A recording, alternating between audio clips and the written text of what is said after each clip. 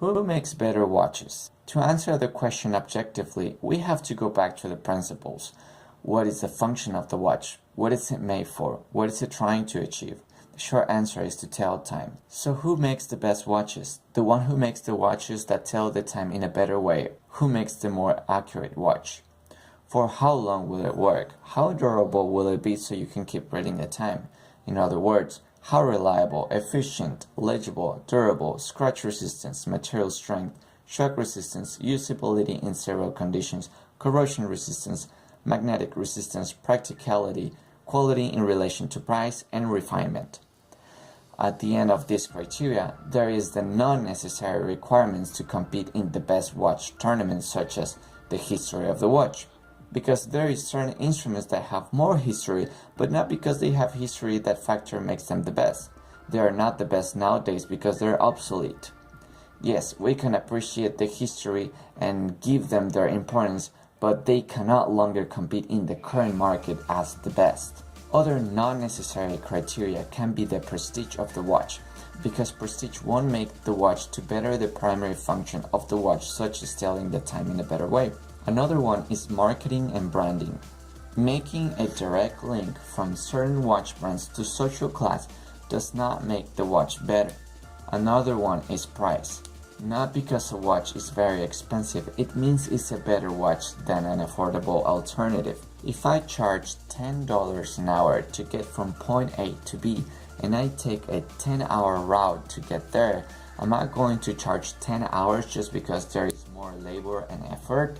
Versus, am I going to take 1 hour, only 1 hour to get from A to B for $10 an hour because I took a fast route because I'm smarter and more efficient? Who delivers the best result, the expensive one or the affordable? You be the judge. At the end of the day, we can appreciate things for what they are. Traditional watchmaking has a special sentiment and desire, and artistry and craftsmanship put into a high-end watches are worth the price tag in their respective field.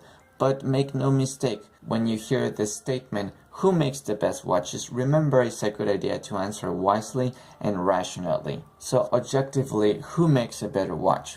Well, which tells the time more accurately, for how long it lasts, how reliable, how durable, how legible, how corrosion resistant, how anti-magnetic, etc.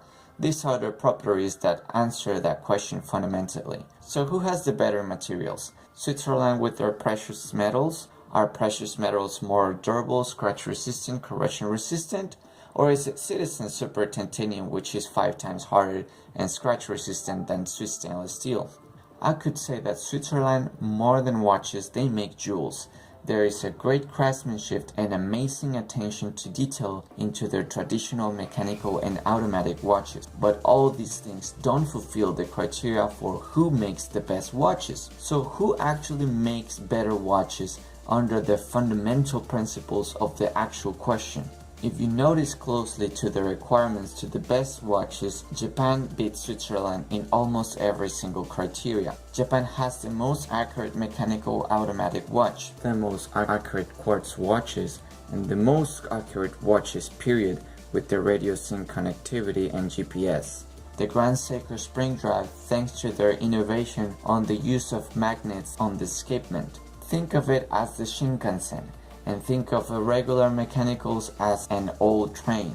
No matter how luxurious the train is, the Shinkansen is faster and more efficient, therefore is better. Who has the most scratch-resistant materials? Well, Japan has the best steel alloys, such as the Citizen Super Titanium, which is 5 times stronger and scratch-resistant than Swiss steel, not even mentioning that it's lighter, more comfortable, and more corrosion-resistant. In other part, Swiss introduced ceramic, which is as scratch resistant as sapphire, but they sacrifice durability because it's easy to shatter. Not even mentioning that the Grand Seiko is producing their own special materials that have the same scratch resistance as ceramic, but without the shattering weak point. Who makes the most shock resistant indestructible watches? Who can beat a high-end G-Shock? Absolutely nobody. And they keep going on developing each time more indestructible watches. They just developed the triple G resist that consists of centrifugal gravity resistant structure, vibration resistant, gravitational resistant, shock resistant, more than indestructible. These watches don't even receive any damage. Even the hands lock into position when there is a shock and then auto-align to make sure they are correct. Which is more durable? Swiss luxury presume that if you take good care of the watch will last more than your own life. Yes, will a Casio digital watch last more than your own life? Just remember, the more moving parts, the less it's gonna last. And Swiss makers are famous for making more complicated systems to achieve a goal, while the Japanese simplify their systems. But in reality, durable falls under the efficiency of the system, the materials, and then build quality. We know Japan has more efficient systems back and forth, and we also know Japan arguably has better and more durable materials any day of the week.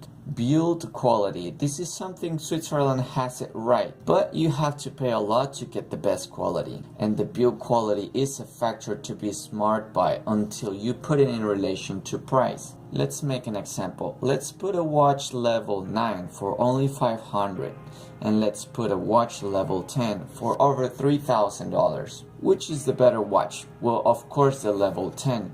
But in relation to the price, the first option beats the second option because those $2,500 are not worth only a little bit of progress in the watch. Not even mentioning that Japan offers a 10 level quality watch for less the price. Take a look at the Grand Seiko, which is better in specs than any luxury Swiss watch, and is better in the fundamental principles of which is a better watch. Even without the spring drive, just the high beat traditional movement match and go above and beyond Swiss chronometer standards. I would like to mention that there is a vastly unknown Japanese history of watchmaking. When I went to Japan, I visited the Seiko Museum and I was impressed to find out that thousands of years ago, the Japanese had their own time devices and their own horology. Fun fact, Seiko is actually older than Rolex. So what does the Swiss has left if it's not the best watches in an objective and rational way? Well, they have good history. We have to give the history to the creation of mechanical and automatic wristwatches to the Swiss. Prestige, better marketing, better branding, and a dose of ego. And what does the Japanese have? Well, the best watches and a huge humility, because Seikosha, other known as Seiko now, started as a high-end, high-performance watch company that later offered affordable alternatives to their citizens. Then later the world bought those low lines, and ultimately Seiko and Citizen became known for their low price and high value alternative. What do you think about this? Do you agree with this? Do you disagree? Let me know in the comments down below and bring your evidence. Without further ado, I'll see you in the next one.